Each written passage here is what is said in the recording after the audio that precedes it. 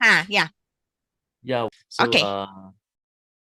thank you everybody Yeah. for attending. So let me do some introduction, just a short one, and I'll leave the session for Evelyn and PC to share with you about the ideas in their new book coming up.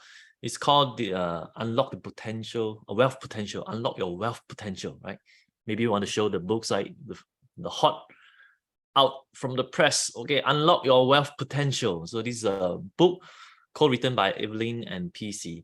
So PC is an expert in the global trend, and then he look at the macroeconomy almost every day. And Evelyn, she's an expert in Chinese metaphysics.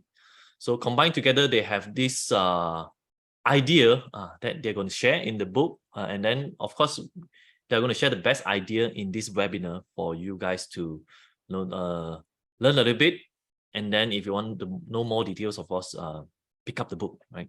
So without further ado, I'll invite Evelyn to share with us. I think Evelyn will start first, or like PC. Give me a 1 if you can see the screen. Yep. Everyone can see. Let me check the chat box. Okay, good. Yeah, okay. I think quite a number of your respond. Thanks to Hughie, David, Hu Chang, Dr. Gazala, Hugh, Kawai. Okay, good. Yeah, thanks for responding. So yeah, thank you, Casey, for hosting this webinar for both of us, PC and I, to introduce our new book and also to introduce you that, we are in the era of change. Many of you might not officially be aware of it, but I think you can still feel all the changes that's going around you, that you can feel that something is changed, but it's just that you do not know that it's just for the year, or it will be like a permanent changing into a new era. Okay, so I will explain all this so that you can understand a little bit more about this one, and then scientifically, how is it related? Okay, because I'm using Chinese metaphysics, but I'm supported it with the background of some scientific evidences, because I personally is an engineering professional for 30 years. So I don't do all these superstitious things. So it's just that everything has to be supported with objective evidence in order to know the energy where is it going for. Hey, good morning, everyone. And then thanks PC for co-author the book with me also. Okay, so this one is the book title is Unlock Your Wealth Potential.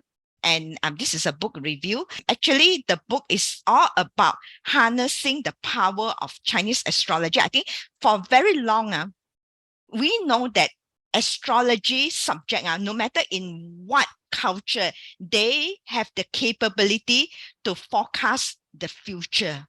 Okay, so and we know that astrology is also based on star, on the movement of the planets, from the movement of planets, that people can read how is it correlate to the events, either in our personal chart, so-called birth chart that people use their birth date, birth month, or either from the world event as well. Okay, and this is one part of it. And then we also layer with global trends research that is done by PC, where Casey has already stated that PC is an expert in this area. So we use two methods of forecast to forecast the next 5 years. And we also terms that, the next 20 years in the astrology point of energy is actually known as a period 9. I will explain what is period 9, what it means, and then why are you seeing all the changes around you that's so different. First of all, I will introduce you to Chinese astrology and how does it correlate closely to the planet cycle. Okay, and then what is period 9, as I talk about, and then how does the period 9 impact the various economy sector. Okay, and PC will dive into the geopolitics and the geoeconomics research that he has done for the next 5 years. and we will end with the conclusion of Q&A. This is just a slight introduction. I think Casey has already introduced me. As I say, I'm an engineering professional. I've served the MNC for the past 30 years, and I have also managed a lot of manufacturing companies. So I'm expert in manufacturing, engineering process, and all these things. So roughly, this is how I come to have an interest, because I was in the procurement, and procurement we also need to do a forecast, and astrology at the same time can forecast global events and all these things. So this is why I have the interest to relate these two subjects together, and together with the global trends research from BC to make the whole picture very complete. Okay, so let's start. We talk about astrology. Actually, they are closely related to astronomy. And in every culture, whether it's Indian, Western, and all these things, we look at the position of the planets, look at the position of the stars, and how it impact the world events here, okay? Although we cannot, exactly see the energy, but we can feel it. We can feel it. And how we feel it? Okay, number one is that in the sun, why does all the planets orbit around the sun? And they do not, collide into each other, right? And all these planets, they have their own path. Okay, Mercury being the nearest, second comes to Venus, and then Earth is the third, and all of them stay in the orbit itself. And gravity force is actually a type of energy that holds them together, and as they position themselves around the Earth. So this itself already is already an energy to do so. Okay, and also because the Earth is here and is the planet that has real proof there's life on Earth. We are all humans on Earth. We are all life on Earth. Okay, the rest of the planet, although people say that they're alive, we never see the evidence, or we do not know. And how, and all this energy and dynamics are because as they rotate, they are dynamic. So all these five, we can, because Uranus and Neptune is a bit far away, and in the ancient days, people cannot chart their course very well because they don't have telescope. So the only thing that they can see that's visible from the sun, from the Earth, is actually the Mercury, Venus, Mars, Jupiter, and also Saturn. These few planets. And these few planets, their energy field, as they overlap, they will have some kind of energy impact on Earth. And the energy impact will turn into some kind of events, actions, and all this is because events are happen because of certain actions, either it's by the nature, okay, or by human made. All these things are actually, everything that we do is energy. Okay, and each of these planet, if you know, some of you have heard of Chinese astrology. So I would like to know that any one of you knows that there are 5 elements in Chinese astrology. Can you give me a 5 in the chat box? Any audience that can? Yeah, David, Jimmy. Okay. I see that quite substantial of our audience does have some knowledge, that at least they know what is the 5 elements. Okay, so the 5 elements is actually water, metal, fire, earth, and wood. Okay, so each of these planet, they are representing by each element. Okay, so there are certain background why Mercury is water, why Venus is considered as metal. That the energy itself, because of the pattern, how they rotate, how they orbit and within themselves. So this is how they derive to. Each of them has certain pattern that represents water, metal, fire, earth, and wood. And this one is actually so we have energy field, and they all also have certain energy field. And if they are all aligned, they will have a very big energy field. Okay, so if you notice that those that outer ring away from the Earth one, away from the Sun, Jupiter and Saturn is the biggest planet. So their impact is actually very high one, because the bigger the body, the larger the gravitational force, and and also the energy, the frequency of vibration will be even higher. Okay, so I will tell you why we spot on this when I talk about the next 20 years.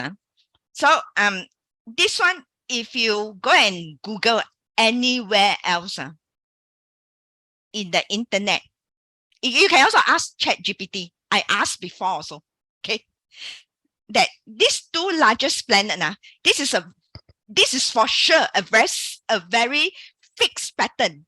Every 20 years, these two largest planet will meet one, Jupiter and Saturn. It's called a synodic cycle.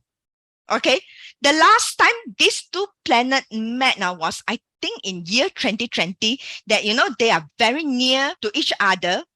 At that time it's called a great conjunction. Okay, so every 20 years they will meet each other. When they meet with each other and together align with the Earth, it will give rise to a very big energy, a change. Okay, and this one, the change, if you trace back, I have actually a YouTube video on this one that talks, that trace back to every 20 years. If you look at, since the modern times, the World War II, 1924, right, it happens, and then 20 years later is World War One, followed by World War II, and then after that, 1960s, is the Vietnamese War. They all were crossed by big events, one like SARS, AIDS is in the 80s. Then SARS is in the year 2000, the 9/11 event, and also now we have the conflicts that's going on between Russia and Ukraine, and all these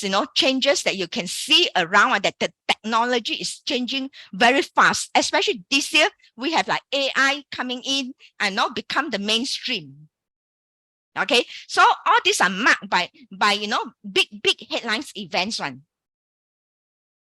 So they are roughly about they are plus minus 4-5 years. Actually officially is like 2004 to 2024, and then 2023, then 1984 to 2003 lah. But in between that few years is transition year. So you will see a lot of events are happening in that range of that few years, plus minus 2 to 3 years, 4 years, like this. Okay,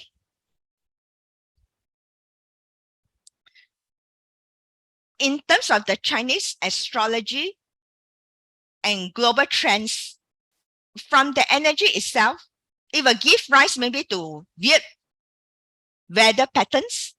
Okay, and also some of these patterns will impact the harvest, will impact the weather, disasters, and also we, mankind, as well.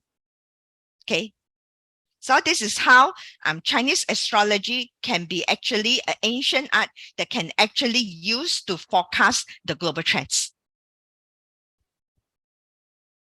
And just like I talk about these smaller cycles every 20 years. And this one also, if you all know I Ching, we have trigrams one, those split lines, and this is actually a binary code. In the ancient day, people already invented binary code. And the I Ching itself, these two trigrams, they merge together, become hexagram. That's why in hexagram in computer also is based on hexadecimal code. So ever since then, the maths of it is already there one. That's the law of the universe. Okay, I Ching is actually the law of universe, the law of changes, the yi itself. So every 20 years there will be a change of period, and from period one, okay, I think most of us will live through period 7 if you're born in 1980s. Okay, and then some of us, I'm born in somewhere in 1960s.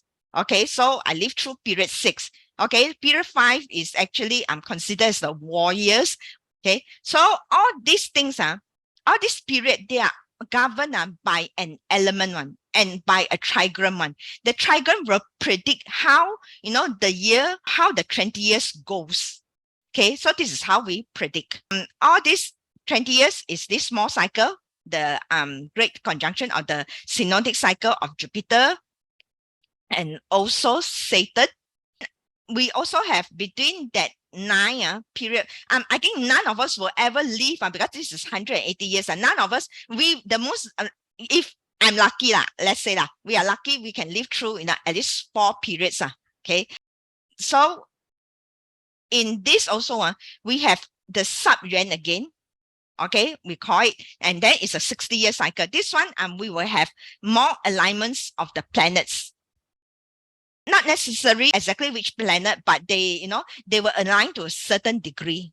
So this is a sub-yuan that where, that after 60 years, there will be, upper yuan, middle yuan and lower yuan because of the alignment of the planet. And then the whole cycle of the 9 years, because 9 times 2 are 20 years, because of Jupiter and Saturn will meet each other every 20 years. So it's 180 years. This is even a bigger change. Okay, so and after that, we will have even a bigger, years of change of more than 2,000 years in terms of this one. This one in Western astrology also they have that, which part of the this one Capricorn cycle or Aquarius cycle. I think we are going to do the Aquarius cycle. So these are all the all the energies that is governed us by the planetary alignment itself. Okay. Okay, so this one I have introduced about Chinese astrology and planet cycle. So next I will go into what is period 9 already. Most of us will live through period 8 one. If you are born in 2004, year 2000 onwards, you are in period 8 to period 9. And those that live through period 7 one, they will know what is going on in period 8 already. Okay, I will tell you what period 8 is. Then from there, I will tell you what period 9 is to be expected. So the significant change I have said will have, the energy that triggers several events. Like just now I stated about that. Later I will drop the link of the 9 of the period 9 into the chat box. Okay. So, and we shall see period 8 now for the past 20 year 2004 to year 2023 till now. But now because it's transition, because ever since 2020 onwards, with the great conjunction of this Jupiter and also Saturn, that is already transition, because these things will not come, like this suddenly set in one, very slowly transition. So that's why we are feeling the change after year 2020 with the COVID-19 and all this. You see the trajectory of the world has changed from everything that's physical to everything that is virtue. And nowadays, virtue, even AI is also virtue one. Okay. Period 8 is an earth period. Everything is quite stable, relatively stable. Okay, if you stay in a corporate world, you realize the employment is quite stable. Everything is slower moving. And then also is an era where, where earth-related things will become quite prominent. Okay. And then for period 9, we are transitioned into fire. As we know, fire is something that is very fickle-minded. It burns very fast. And it is also a destroying energy. So you can see every time everything moves fast, very destructive in a way. Today there is, tomorrow there is not already. Okay. And period 9 is actually governed by Li Gua. So we have to look at the characteristic of the Gua. And period 8 is Keng Gua. Keng Gua is like a mountain. That's why I say it's very, very stable. So Li Gua itself is brightness and clarity. So you can see, everywhere. In fact, this year also a lot of fire related, especially this month, a lot of fire related events, disasters that happen. Also, is fiery. Is the energy, is passion. And also it's about transformation, because it's able to transform, all the 4 elements quite easily. It will burn wood until exhaust. It will melt the metal. And then earth also it will burn, and water it will evaporate. So it's about transformation. So those that can transform will survive very well in period 9. Okay, and if fast burning attract attention. That's why you can see a lot of influencer now on the internet that is trying to attract attention. Everyone is trying to attract your attention. Okay, so it every day you can see some people something that is attracting your attention. So you must really learn how to pick your influencer. You can follow people like Casey that will give you real things, real this one. Okay. So and then instead of spiritual, people become more spiritual. And independence, equality. You can see a lot of LGBT movement going on. And the most prominent also, you can see middle-aged women starts to dominate. In fact, last 2-3 years, actually the energy is set in 2017. Okay, but it's just that it's not that prominent. Slowly now we're coming to a full cycle that the next 20 years it will have women CEO. I think there are more and more women CEO, and also women politicians. Okay, and flickering mental state. And there's a lot of mental related illness also now that it starts to happen. And this is only the starting point. I can tell you that, unfortunately. Okay, so let's compare period 8 and period 9 so that you can even see clearer the differences. If you notice, period 8 is actually about young men one. That time, all these people were young, right? Bill Gates lah, Steve Jobs lah, Michael Dell lah, and also Mark Zuckerberg lah. They are all young men, and also a lot of boy bands also that dominate, right? A lot of Korean boy bands are all this. So it's about young men. Keng Gua is the youngest son in the family, so it's about young men one. And about mountain, okay, everything is stable. That means you have to work hard, and you work hard, you will get rewarded. Okay, unlike now, if you can get attention in the corporate world, you will get rewarded. So last time one really work hard one. Okay, and then the financial boom also. I think the market also has boomed quite well, and a lot of people also make quite a lot of cash, knowledge, power. People seeking knowledge. This is triggered by the SARS outbreak, and also I think also some incidents like 9/11 and all these things that give rise to period 9 where the security system of the airport has changed after that point. Okay, let's go to period 9. So period 9, you can see more and more women are taking the lead. I think this is Lisa Su, AMD, and then all these Spinks founder Mary Barra from GM. Even GM is a very conservative American company. Normally American, although they say equality, it's not, believe me, I work for American company for the last 25 years. I know how they operate, although they say equality, but it's really no equality one. They are still very much male dominated, but they appointed her as a CEO. This one is, I think, pharmaceuticals founder. Okay, so it's like Li Gua, it's like flickering fire. It's all about technology, because technology is something that is fast moving one. Anything that represents fast moving, then is triggered by COVID-19 online world, because online is also like fast moving, something that you can see but cannot catch on. And social media, all these technological things. So it will be, trigger around that thing. And then about, cryptocurrency, that, something you can see but cannot catch on. So this is about period 9. So we shall see how does period 9 impact the various economy sector. First of all, I would like to say all economy sector actually is represented by one element one. For example, those electrical, in electronics line, they are represented by fire. Okay, and then education, they are represented by wood. So the industries, different industries are accounting, banking, they are represented by metal. So all these 5 elements are representation in the different types of sector, economy sector. Okay, so first of all, let's go through what wood is, and then because once we can group those economy sector into different elements, then we can already predict, exactly what will happen to them.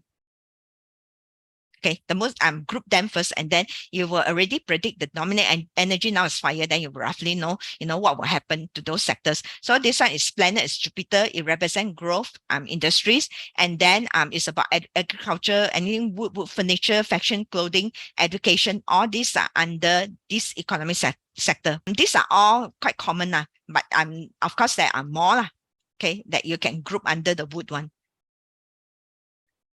And the next one will be fire. Fire, the planet is Mars. It represents passion and happiness. Okay, as just now I said, the also represent passion and happiness. Okay, so the industries will be technology, fast moving energy, okay, and military because a lot of firearms, food, restaurant, entertainment. Okay, something you can see but cannot catch. Earth is Satan, represented by the planet Saturn. It represents stability and security because Earth is something that never moves. It will give people security and stability. Okay, the industries will be like property, real estates, natural resources, and insurance. So all these things, like natural resources, they are mined from the earth. So it will give you, the earth, the industries, the earth industries itself. So this is the common one. Okay, or the building materials also is under earth. Okay. Next one is metal. Venus. It represents execution and austerism. And the industry is finance related, banking, automobiles, precious metal, heavy machinery, all these that uses metals. So they are represented by that. Okay. Then last one of the 5 elements is Mercury. Mercury represents wisdom. Okay. The industries will be those that can travel very fast, and water travel everywhere. They can, they can tip ships of any container. So they are quite flexible one. So the industries like fast moving consumer goods. So okay. And shipping, even aquaculture, fisheries, all these are under water one. Transportation, tourism, all these are water because anything that moves. Okay, so this is the 5 planets. We shall go through how does all these things impact you in period 9, because we know it's fire. So fire, we know that a lot of AIs are coming up. Maybe traditional job, finance and all these, they will sort of change. Okay, because I say fire can change a lot of things, and they burn and then they change a lot of things. Okay, so some work could be replaced by computer and AI. Okay, because last time also we have like bookkeeping typists and all this work no more, right? They are replaced by computer already. So now it's the same thing. It will replaced by something else. And also the job itself, there's no more sort of employment for life anymore, because it's like the job market is as fickle as the flickering fire. Okay, and now giant corporation will not be prominent. It's more on starting up entrepreneurship, and also small startup and all this become more attention. You gain more attention, right? Do you agree with me? If you agree with me, you take, you put in like a yes or a Y in the chat box. Do y'all feel that enterprise are growing every day? And yeah, entrepreneurship. Every day we are talking about entrepreneurship, and there are many classes that are trying to sell you also about entrepreneurship. Okay, so and also business also, because there's so many knowledge around, they know how to scale efficiently using AI, using all this technology, industrial 4.0, all these things. So it will be very fast in terms of how it impact us in terms of our livelihood, the economy of the people. So it will be thrive on that part already. Okay. I would like to add one thing, yeah. Sure. Although there is a shift to AI, but certain works would still need human vetting. Just to share a story, a lawyer in I think in US used AI to resolve a client case. So it quoted a number of cases. Then eventually, when presented in court, the lawyer probably was thinking using AI only. His case got thrown out, okay, and he got reprimanded, okay, because the case was not in the court's precedence. Okay, so there still needs some human vetting in some definitely. ways. Yeah. Yeah. AI can never replace human creativity. In fact, I make a lot of courses. I design and I sell my courses online in this online marketplace one. Those engineering courses, I incorporated AI into the course, but I incorporated in such a way that people have to use a critical thinking and creative thinking one. Cannot everything depends on AI one. How you're going to apply AI in certain engineering tools. Okay, like law also, how you can, make AI work for you. Not that, you entirely rely on AI, then it will replace the human, which is not possible, ma.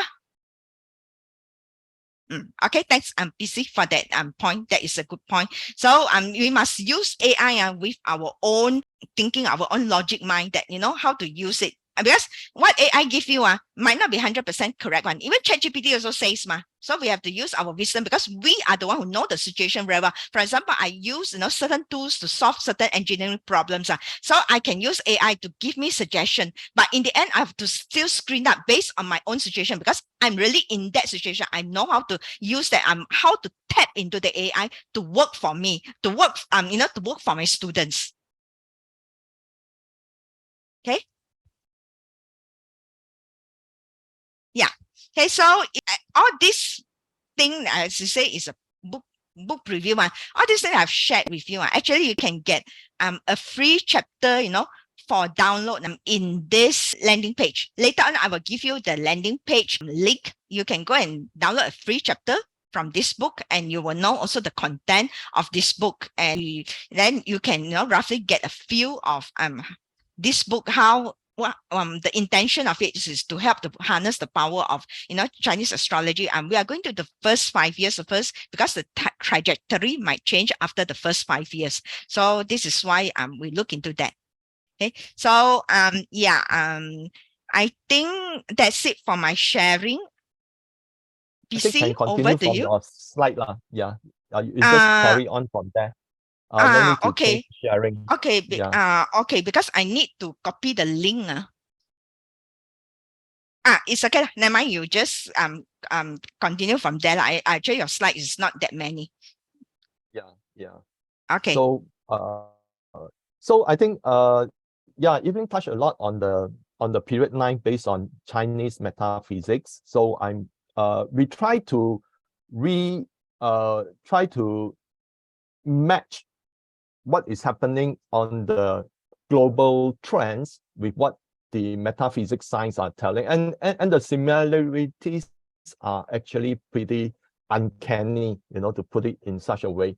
And in the book, we talk a lot about geopolitics. I think both Evelyn and myself, we share brief history of empires. Evelyn tell about previous empires of the previous Period 9. cycles, and then I talk about period 9. Then I talk about how empires starts, okay, and what will eventually cause empires to fall, with reference to global reserve currencies throughout the last few centuries. Then we talk about transformation, how the empire eventually collapsed. And then in the book, we also highlight the importance of the Eurasian continent and why it matters. And the book itself would challenge a lot of the narratives by the Western media, where they talk a lot about the international rules-based order, okay, which is never even in a charter in the UN. It's just that a collective nations with power that decides the course of the global economy. And that's why in period 9, we see a lot of transformation. Although we did not include it in the book, but recent uprising in Africa have shown that the Africans are now rising against colonial powers. Now, for example, people might say that, hey, didn't the countries like Mali, Burkina Faso, Niger, they actually gain independence? Yes, in a word sense. But do you know that they do not have authority to print money like a central bank, because it is still under the purview of the French central bank? And France, despite not having a single resource of gold mine, got their gold from Burkina Faso, Niger, as well as Mali. And that is why now the Western African nations are kicking the French out, because all these countries that sell their uranium, petroleum, oil, as well as gold to the French government, they are also one of the poorest nations on earth. Okay, so that is why this transformation you're seeing. Okay, then we talk about why imperialism did not die. It's just transferred to a neocolonialism, okay, which is the rules-based international order. And a lot of countries now are rebelling. I also would like to interrupt that, people are fighting for equality. This is one of the ways that shows that people are also, those that being colonized, although they gain independence, they don't have the equality. Now they're also fighting for equality. Yeah. And then we also talk about NATO expansion into Eastern Europe. This is definitely going to challenge the mainstream media's narrative, okay? Because I also included certain things that were discussed prior to the fall of the Berlin Wall. Okay, so it's an interesting read. And then we talk about the US pivot to Asia Pacific.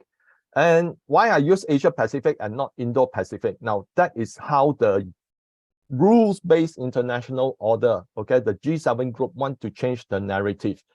They use Indo-Pacific to bring down the role of Asia. Okay, this is how they often do things. Okay, subtly by repetition, and then people soon forget that that's Asia. Okay, that's no longer Asia Pacific. That's only Indo-Pacific.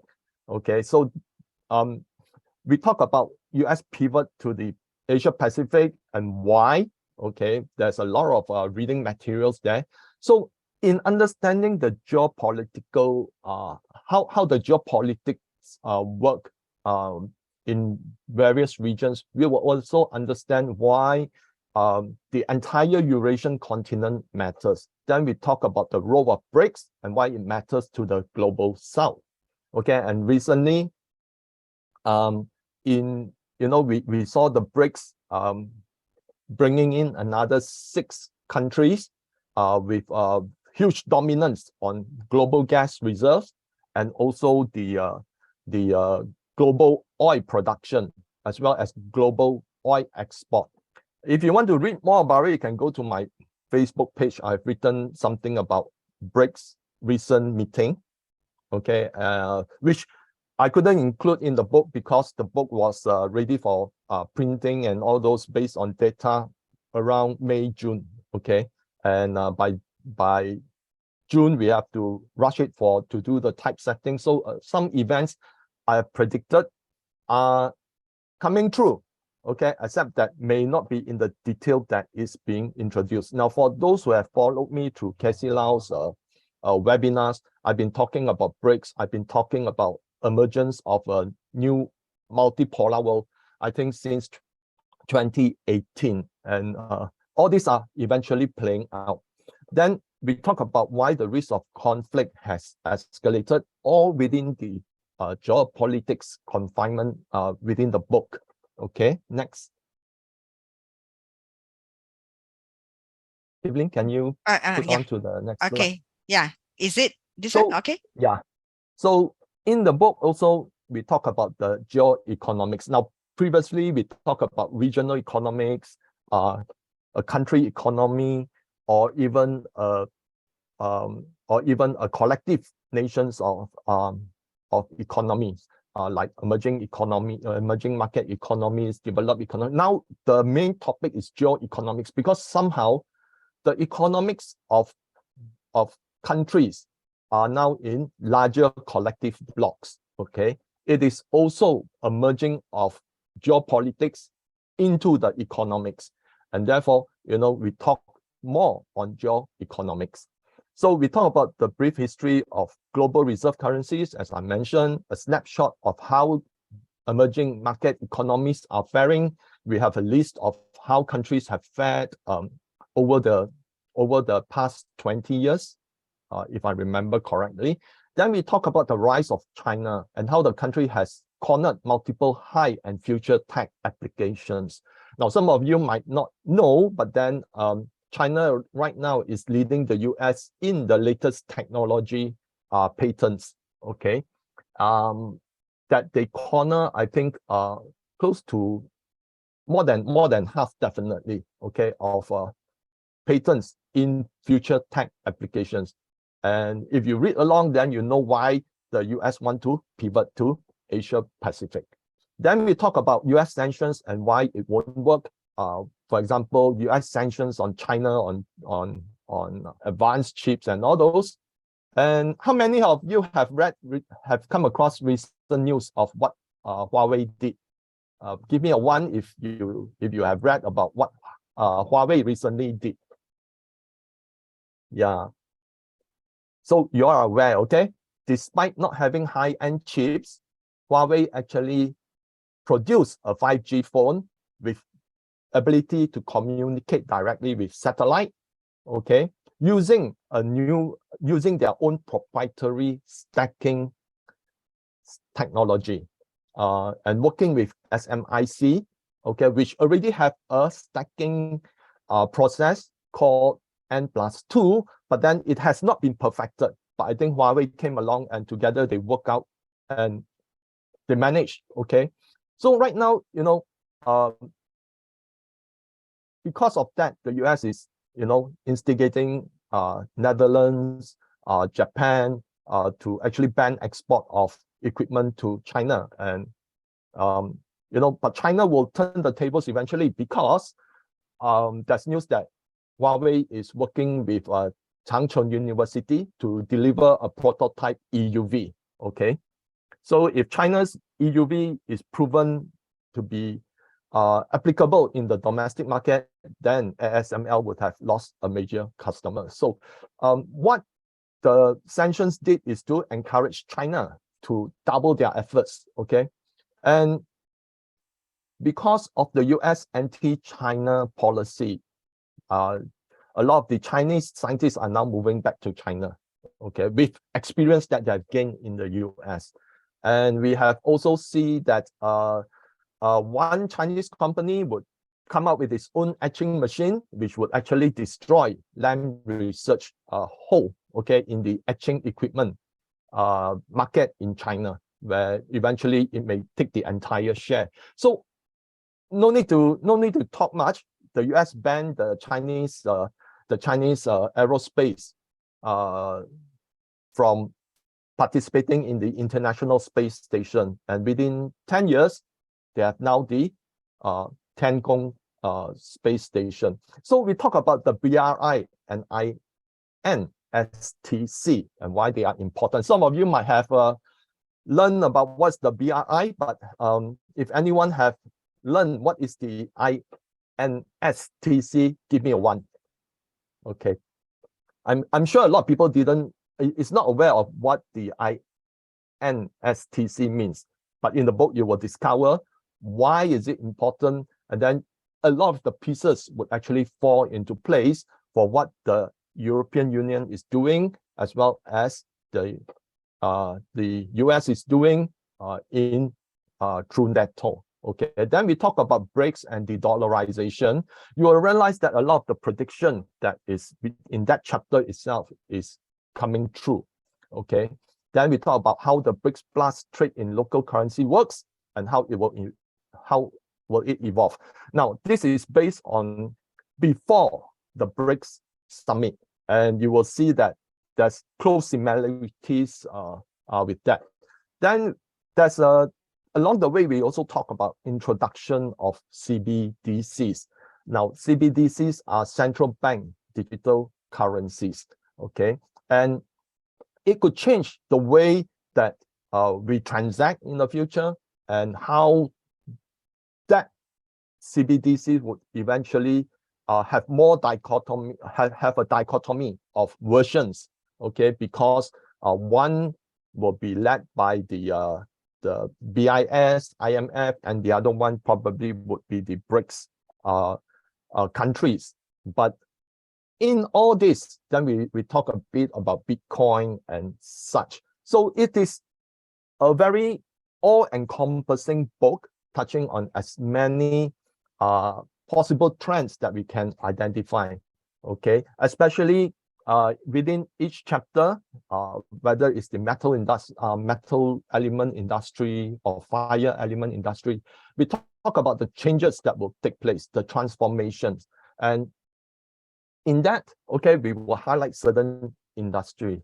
And at the end of the chapter, we would have key sectors that could actually benefit. So, Evelyn, next. Then we talk about the investment opportunities, okay, where we put in the understanding a complex world of scarce resources and rising nationalism, why rising nationalism could actually impede upon the production of resources, giving examples, then understanding the financial risk as global debt escalates. We also talk about global debt and why is it unsustainable, how ESG economy will escalate demand for resources, and how the ESG economy will play out versus other type of energy related related sectors. Then the evolution of technology and the opportunities presented to us as investment destination. And the thing is, technology is evolving very fast, okay? And we have a dedicated paragraph on quantum computing, okay? Where you can read and understand where the direction is moving towards to, okay? AI will actually continue to evolve and its application would continue to expand across different sectors. Then because of the escalating tension regional wise, we also talk about how hedging against political conflicts and inflation and why it matters. So this is just one of the charts that we share, okay, showing the Goldman Sachs commodity index versus the S&P, okay? Why we think that the next cycle will be commodities because, it's been suppressed for so long. And we talk about how all this would eventually evolve when more countries find themselves at ends because of previous wrong policy by the government, okay, in pushing debt to drive economy, and why the US is on a unsustainable trajectory where it can no longer sustain its debt, and that could be very damaging to the US dollar, okay, giving rise to a transformation, okay, of events which could be very threatening. But if let's say you have the right hedging, then it could be an opportunity. So Evelyn, back to you.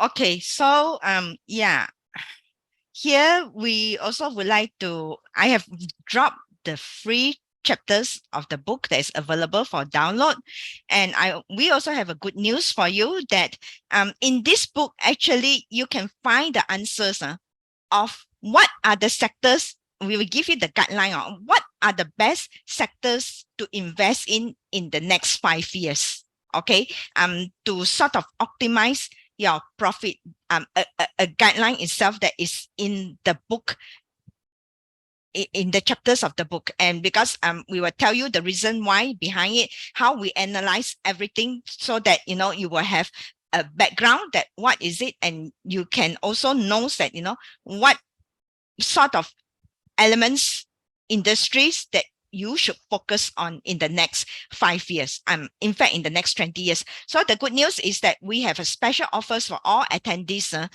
today with our publisher that is giving this for KC Lau's audience here, with this promo code. And also the URL is here. Let me just copy the URL into the book cost, I think about 60 ringgit, right? 59.90, right? PC? Yes. Yeah, okay. So yeah, let me just drop the URL into this one. Okay. And let me copy the code first. Are you able to copy the code and the URL into the chat box, PC? Okay. Yeah. Hold on. Okay. And you can also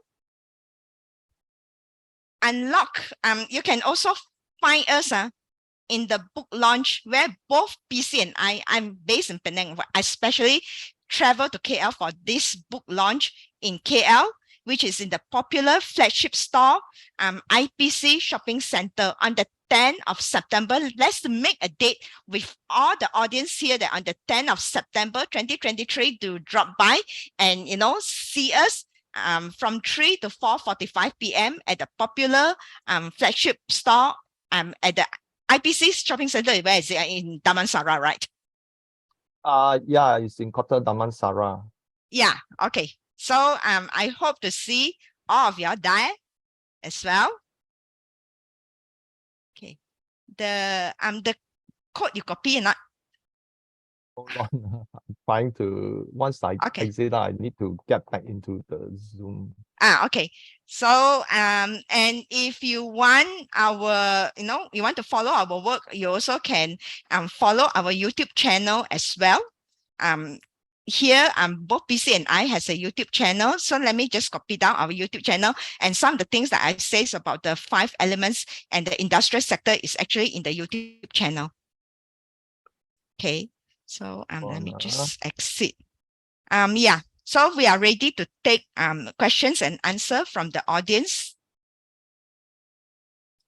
If there's any answers, can drop into the Q&A box. Great. Thanks for your sharing, Evelyn. Yeah, so, thank you. I think we missed your link for the book. Can you maybe go back to a few slides? Okay, the free chapter, right? Yeah, no, not the free chapter. We got the free chapter. I posted in the I'm chat copying. box already. But the link to the book, right? Yes, the link to the shopping. The shopping one. Okay, let me just drop here. I already put in the code as well as the URL. To me direct. Okay, let me just put it to everyone. Oh, okay. Okay, let me just host and panelists. Let me just copy and paste again. Okay. Yeah, can see now. Everyone. Yeah, this is the one you will get. Right? Yes, that's right. Okay. Yeah, that's the one. And also you can follow us on our YouTube channel as well. Just okay. This is PC Wong's channel. Okay. And yeah. Top one is my YouTube channel. So yeah, I can follow our work from there as well. Okay. Yeah. So with that say, yes. Anyone has any questions? Yep. So we are now open for the Q&A session. So guys, if you have any question, you can type in the Q&A box so that we can monitor it easily over there. So I guess first is Ming asked about your, you have Evelyn, you have 30 years of experience working in the engineering field and manufacturing. So you're putting up some courses for engineering related. So he's interested to know what is it about, like all the other courses? Oh, okay. It's more on quality engineering courses and also manufacturing technology. Like for example, printed circuit board. How you control the process in order to get good quality products. Okay. Metal stamping, plastic molding, and also some problem solving tools like 8D, FMEA, and then statistical process control, Six Sigma. All these courses, actually, they are available in the Udemy marketplace. And also supplier quality engineering. If you are in supplier quality engineering, I created 7 essentials of supplier quality engineering, how to manage supplier to achieve consistently good product, because I manage supplier for more than for about 18 to 19 years. So I have put in the systematic approach to manage them. So I already put it into the course to share with those would be supplier quality engineers that what is needed, and then how to carry out quality process audits. So these are all the things that I sort of teach in the marketplace. Actually, it's available in the Udemy. So if you Google my name, maybe if okay, I just drop a link here lah. Oh yeah, sure. You can. Yeah. Okay, I can. That. Yeah, I can just drop a link into this one. So about Can- the discount code for the book, right? I think there's an expiry date for that, isn't it? Mm, The code's not yeah. forever. I think PC, PC got expiry date. That one I have to check with John, but I Okay. think it will be within a specified period, lah, I guess. Yep. But you can it's best that you take this offer as early as possible. Okay, awesome. Thank you. Cool. And Mm. seems like the audience didn't pose any questions, so they're pretty quiet. Yeah. So Yeah. is there anything you want to add? Or if not, then we will be ending the session very soon. Guys, Yeah, I think this is the best time to ask question, right? Since Evelyn Yeah. and PC is here. Mm. So yeah. PC, have anything to add? Yeah, I think most importantly, if we were to look at trends, I think many economists are quite reluctant to give a long-term understanding of the trends, because there's often a lot of discrepancies and certain information that question the narrative. But I think in this case, we are able to do so because we are able to reinforce with historical study of previous trends, and also because of the studies undertaken by Evelyn, so that I can match my understanding of what is going to happen with Evelyn research. Then we are more confident, okay, of what the coming 5 years would shape out to be. And it's going to be a very challenging period, because it will be we will see some conflict, definitely, because the US is a declining empire, whereas China is a rising empire. And not right, when not empire, maybe the term empire, we use nation, okay? US is a declining nation, whereas China is a rising nation. And often in history, it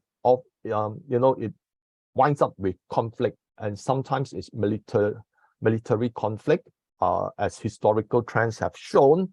Okay, but we hope that it will not happen, because what happens in centuries ago, is different from what is going to happen, because now we have nuclear weapons. Is whether the US would actually allow the shift to happen, but the rhetoric coming out from the US seems to suggest otherwise. But this is not the first time that it's happened.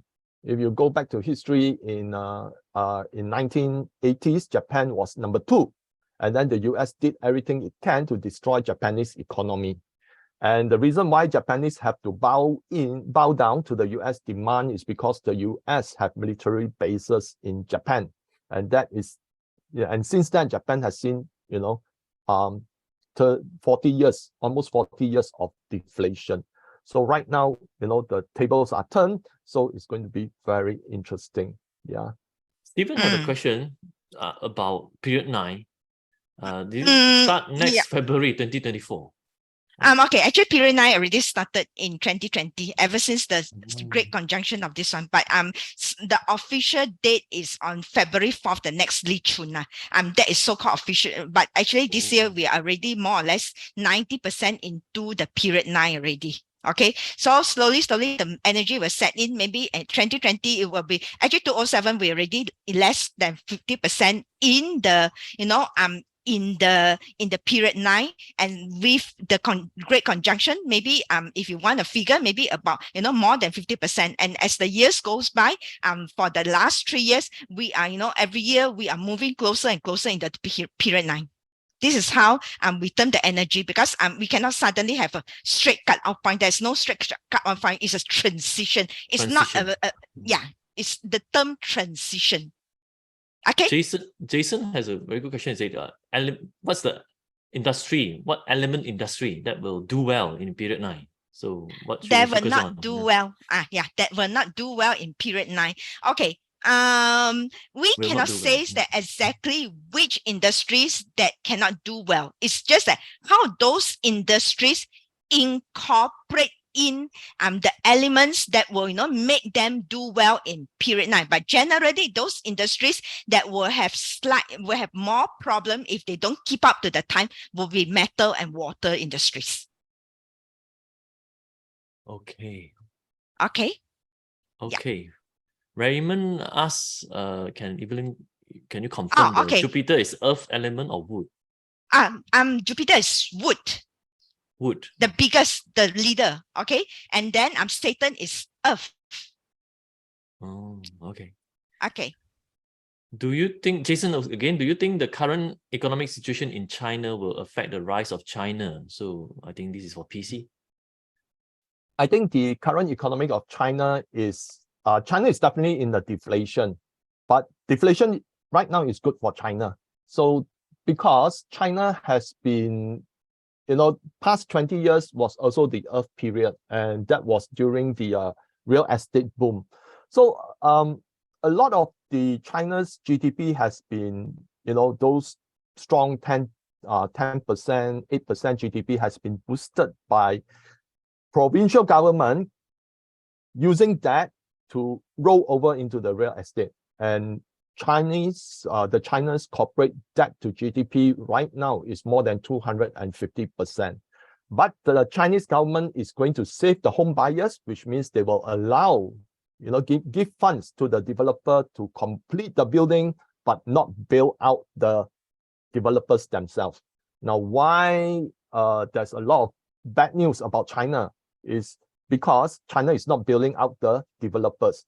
And majority of the developers, their bondholders are the likes of BlackRock,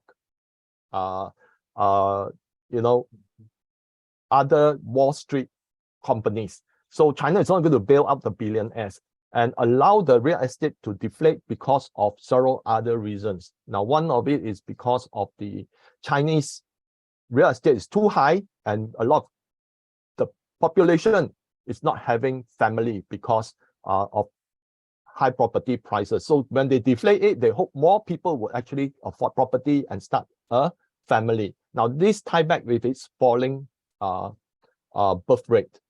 And deflation is good because consumers can buy things, have more disposable income. Only in the US, they want the inflation to be consistently 2%. Now, inflation is actually a tax on personal income. And that is why, it diverges. So deflation during this period is actually good for China. And China is not like experiencing zero growth. Their GDP for the first half is still about 5.5. Q2 is 5.5%. And they are now going into the high-tech industry. So it's a transition from real estate into the high-tech industry. And if you look at it, the high-tech industry in China is thriving. China right now is the world #1 exporter of automotive vehicles, beating Japan. And China is now rapidly developing its own ecosystem in the chips industry.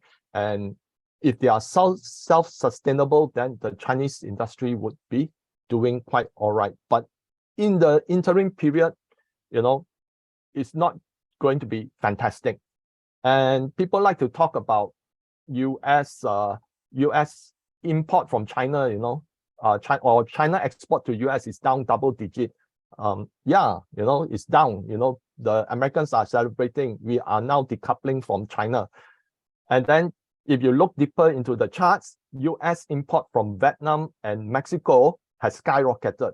And if you look at another chart, China export to Mexico and Vietnam has also skyrocketed. So Vietnam and Mexico is just a transition place, okay, where China still manufacture product, maybe assembly in Vietnam or Mexico, and then sold back to the US. So too often, the mainstream media has a hold on the global economic narrative. And if you really want to, I would suggest you to go to YouTube, look at other channels. Okay, there's a few independent people, even among those businessmen that are staying inside China themselves, which know a lot more things.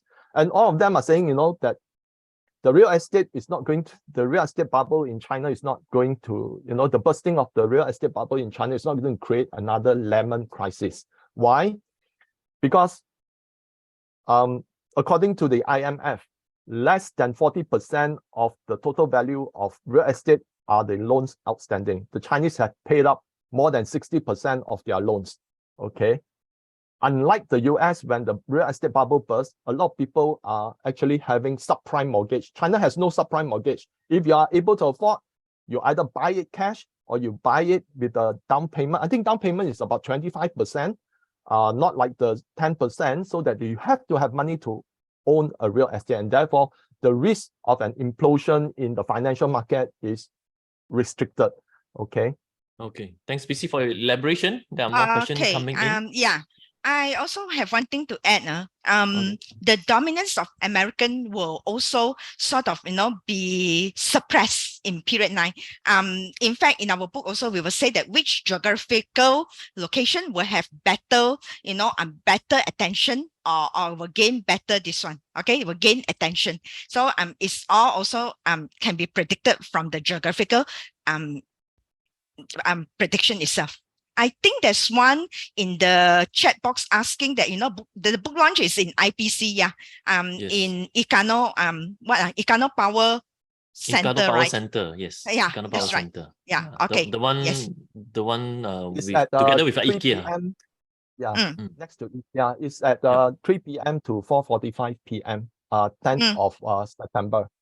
Yeah, you guys can meet Evelyn and PC live over there in person. Okay. And Chu want to know, right? Would you be able to predict the There are more questions Ukraine in war? the Q&A. Yeah. Yeah, Ukraine the war. Ukraine When war will will end up. when will it end? Will there be Yeah. peace in Europe, things like that? Yeah. Okay. It will not end, within these 2 years. I cannot predict very accurately, but at least it will be ongoing for next few years. Maybe until May 2027 or so. This is what it looks the charts looks like in the yearly charts, that what are the chances for the Ukraine. Once the war has started, it will not end that soon. It will at least take a few years. Second World War and all this, it takes also 3-4 years. I think at least 4 years to end. So you will, you can look into that. I think Vietnamese war also takes quite how many years to end? Okay. And furthermore, Stephen is also concerned, like in period 9 with fire element. So will there be any world or US recession that will affect the world economy within the next few years? Definitely. Yes.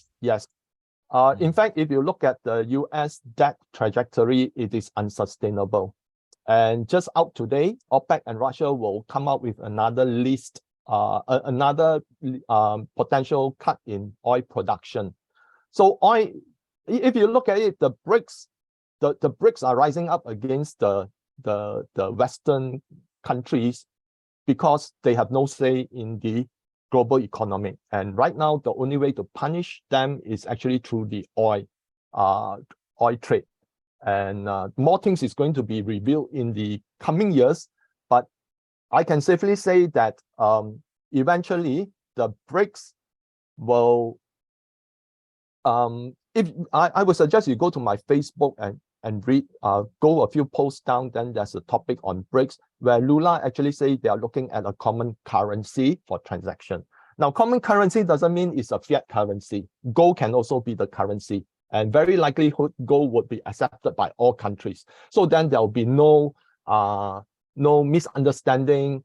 There will be no country saying that my currency is stronger than yours and all those. So that common currency probably will be a tokenized gold, okay?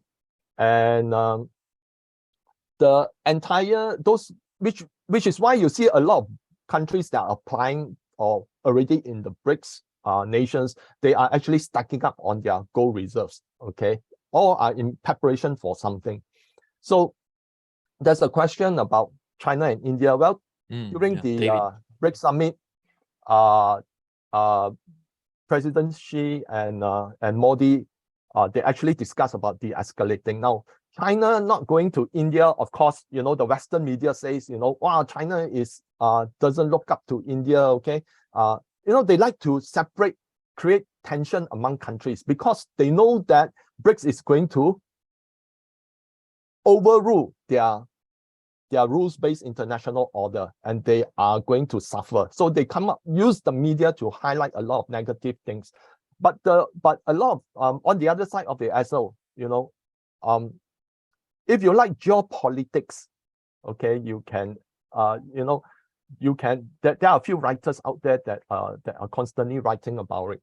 But one of the things that I found out is that the reason why Putin is not going to India, Xi is not going to India for the G20 is because there's the US, the UK, they are part of the G20, and they see that the G20 is getting insignificant. So that's why there's no need to go there, okay, and sweet talk with the Western countries because they know which direction that they are going, okay.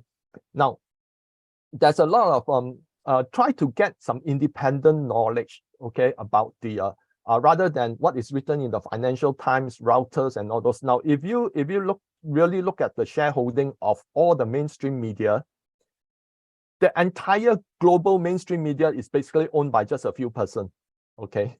So, and all of them, have common investor in BlackRock.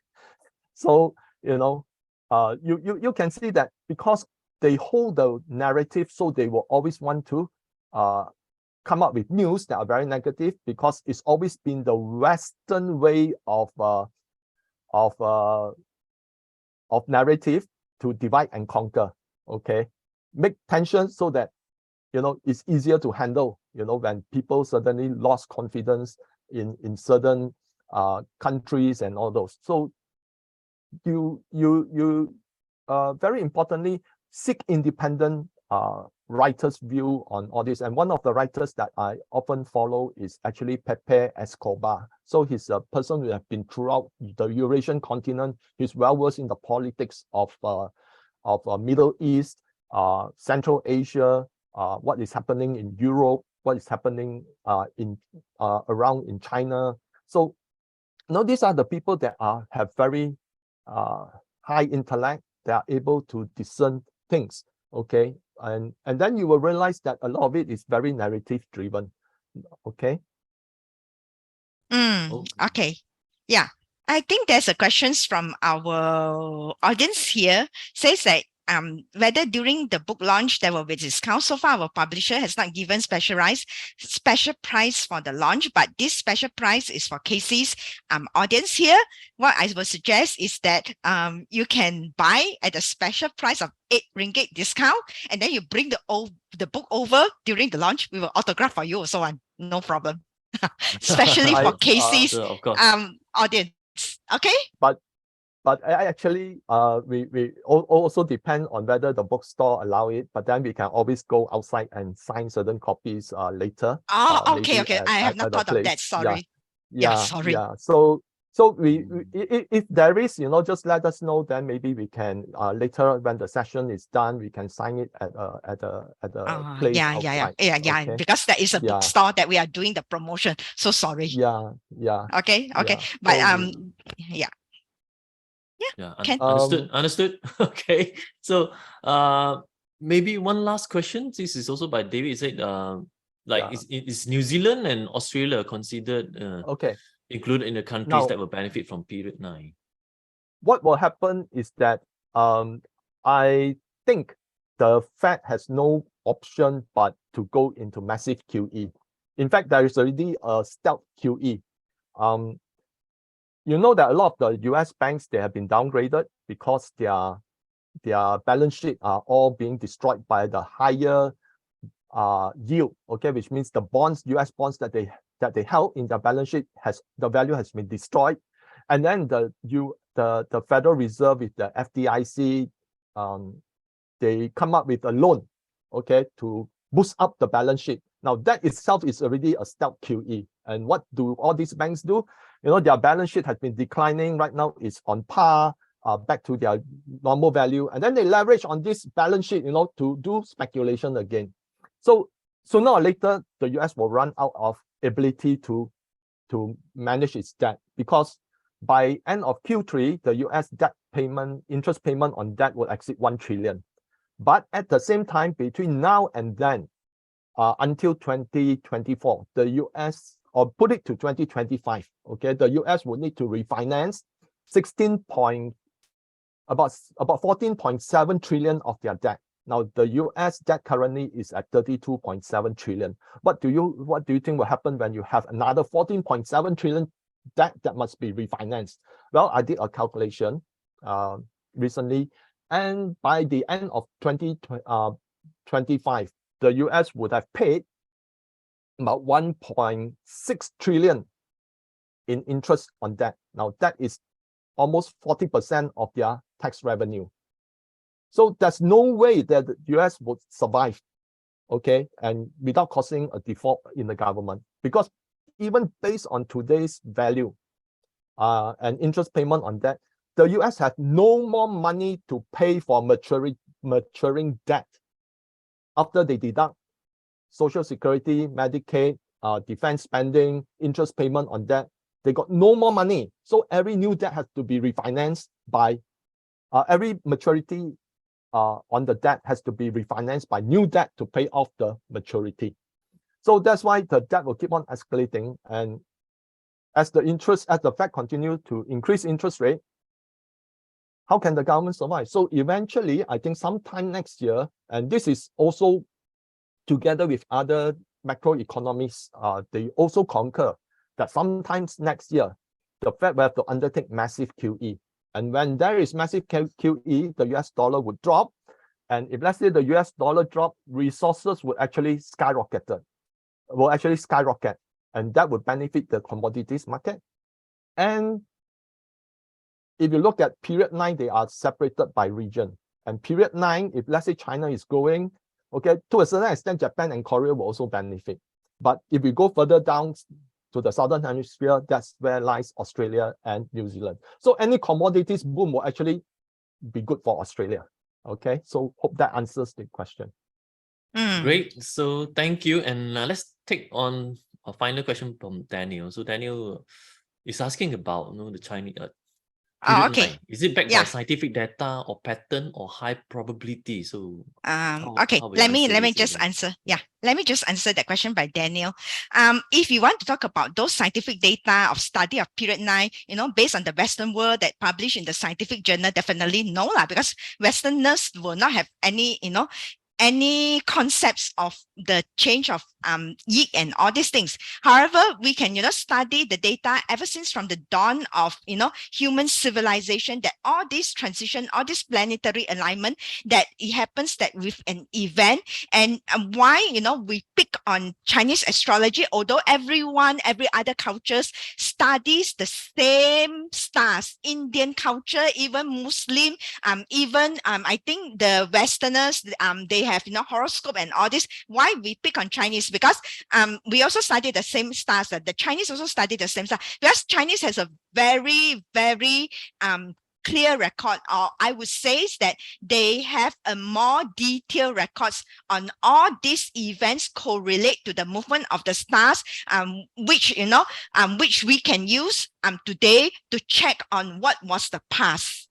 This is the reason only. That's it has nothing to do with whose study is more superior, but it's just that the record that is left for us. If you study Chinese history, those that in Chinese school they study Chinese history and Chinese historian, right? They recorded a lot of things in very, very detail. Okay. Yeah. Awesome. So yeah, thank maybe you very we much. should And PC. end it here. Yeah. Okay. So for any thank you other very much, questions, right? buy our book. Yeah, yes, and you can also follow Evelyn and also PC on their YouTube and also Facebook page, so you can actually interact directly with them. So I think PC Wong usually he will reply all the comments on his Facebook post. So yeah, get there, you can actually interact with them directly. Yes.